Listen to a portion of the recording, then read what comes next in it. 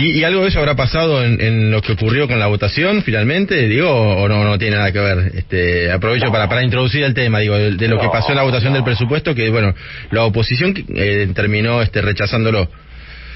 No, perdóname, la oposición vino a rechazarlo. Sí. Porque eso determinó, no estoy de acuerdo, David. La oposición se opuso desde el primer momento.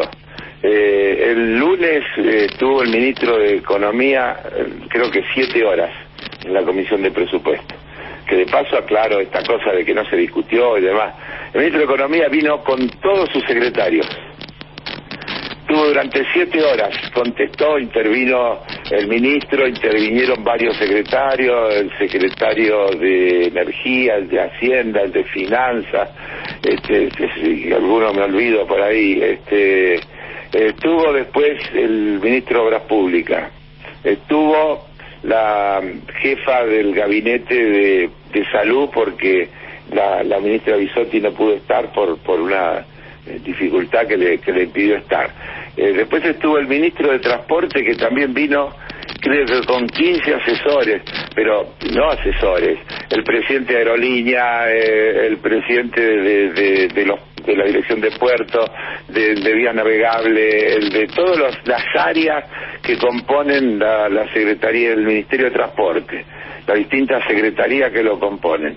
Y también durante horas cada uno de ellos se dedicó a responder todo tipo de preguntas, algunas muy reiteradas, otras bastante agresivas, y que en general tenían una actitud absoluta de rechazo porque se partía de esa idea del supuesto dibujo del presupuesto que arrancaba todo el tiempo del tema de la inflación, como si la inflación fuera un tema aislado del resto de la economía.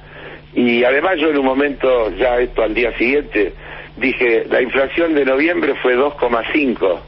2,5 anualizado da 34. ¿Por qué es un disparate que el gobierno se ponga como objetivo tener una inflación de 33? Es decir, que va a tener políticas públicas. Lo que ellos no quieren es políticas públicas para tratar de bajar la inflación, porque en definitiva lo que cuestionan es eso, reniegan de los controles de precios, reniegan de cualquier política que implique intervención del Estado y regulación. Claro. Ahora, Carlos, ¿qué impacto, digamos, tiene la nueva aprobación del presupuesto para el país, para el gobierno? Bueno, mirá, en primer lugar es una dificultad. El presupuesto es un plan económico, es un ordenador, porque también es cierto que ahí están planteadas las metas, los objetivos con las que el gobierno luego trabaja. Los entes tienen una orientación clara de cuáles son sus presupuestos con lo que se van a poder mover. Nosotros en el dictamen que aprobamos incorporamos innumerables mejoras, David. Se aumentó sustancialmente el presupuesto para las universidades, se aumentó sustancialmente el presupuesto para el transporte público de pasajeros del interior, se aumentó sustancialmente las partidas para ciencia y tecnología, para el Ministerio de Ambiente, para invertir en cosas como aviones hidrantes y autobombas, para tener herramientas frente a una cosa que todos los años tenemos tragedias con el tema de los incendios forestales. El presupuesto se incorporaron infinidad de obras públicas a lo largo y a lo ancho de todo el país, que son reclamos de necesidades todas importantes, pendientes. Entonces, y ahora, ¿qué tiene que hacer el gobierno? Prorrogar el presupuesto actual, el del 2021, y desde luego que eso en muchas cosas será sencillo y en algunas otras planteará dificultades. Veremos cómo se funciona. Pero aparte es como una señal de debilidad, digamos, de la institucional del país no poder tener un presupuesto, ¿no? Obvio. Pero eso es una responsabilidad del que lo impide, no del que lo sufre. Porque hay que hacerse cargo de las cosas que se hacen. Es decir, cuando se quiere perjudicar al gobierno, no se perjudica al gobierno, se perjudica al país, David. Acá no hay una cosa, le hicimos mirá el problema que le metimos al gobierno. El gobierno está tratando de sacar al país adelante de las dos pandemias, negociando con el Fondo Monetario la impagable deuda que nos dejaron.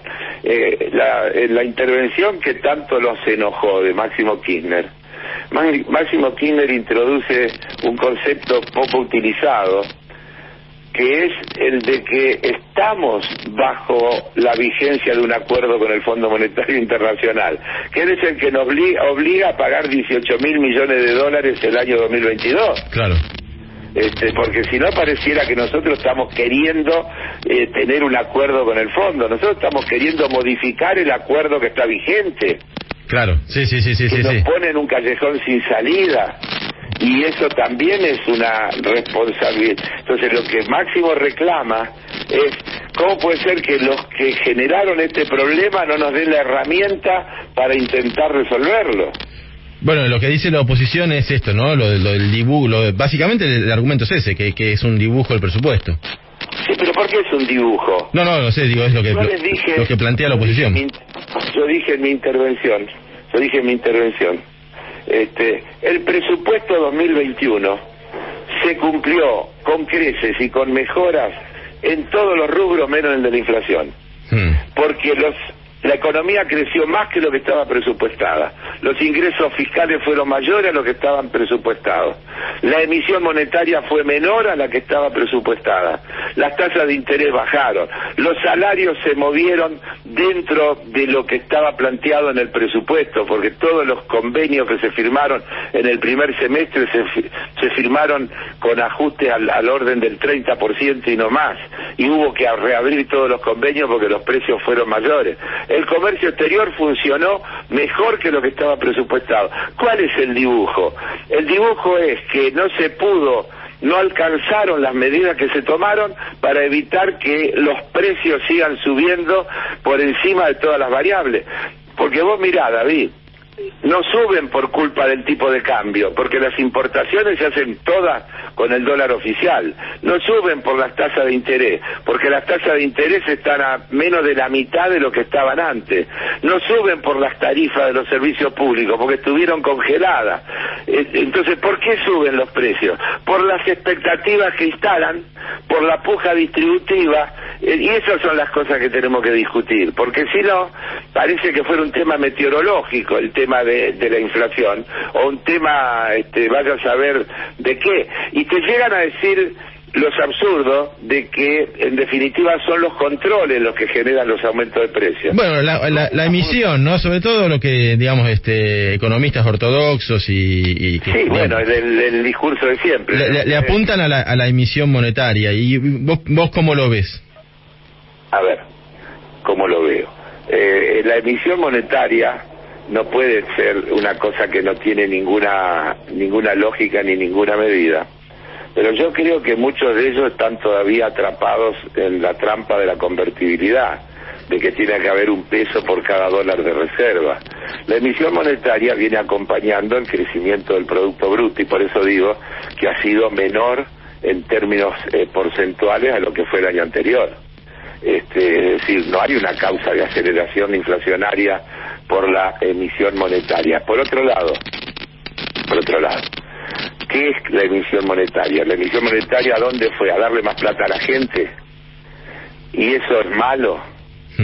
¿Por qué es malo? Porque los precios luego suben para reapropiarse de esa mayor distribución de ingresos que se intenta hacer por vía del aumento salarial. Si vos, acordate lo que pasó cuando se aplicó en la época de la convertibilidad la restricción monetaria. ¿Hubo cuántas? 14 cuasimonedas. Claro, sí. Porque no se le podía ni siquiera pagar los sueldos a los empleados públicos. Y entonces, vos tenés que tener una moneda que evolucione de acuerdo a los precios de la economía. Y no al revés. Claro. No es que es al revés. Vos necesitas esa cantidad de moneda. Por otro lado, es cierto que tenés un déficit fiscal. Y el déficit fiscal, y esta es otra cuestión crucial, se cubre de tres maneras. Una es aumentando los ingresos.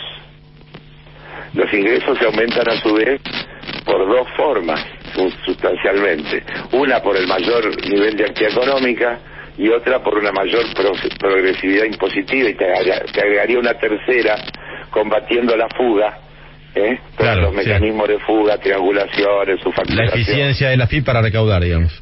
Exactamente. No le quiero echar la culpa a la FIP. Sí, digamos. Es mucho más pesado, que eso. Entonces,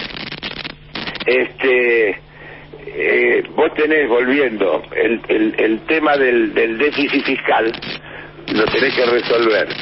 Entonces, con mayores ingresos, como hemos descrito, tomando deuda, cosa absolutamente imposible, o emitiendo. De lo contrario, la economía se estrangula y se paraliza.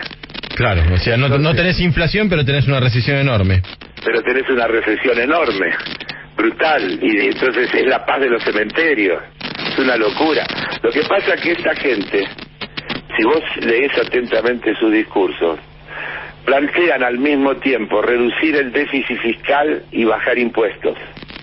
Continuamente están planteando eso. Y en realidad lo que no quieren decir es que lo que proponen es un ajuste. Entonces hablan de los gastos de la política y de una serie de cosas que vos sabés igual que yo que en definitiva en el presupuesto son mínimos,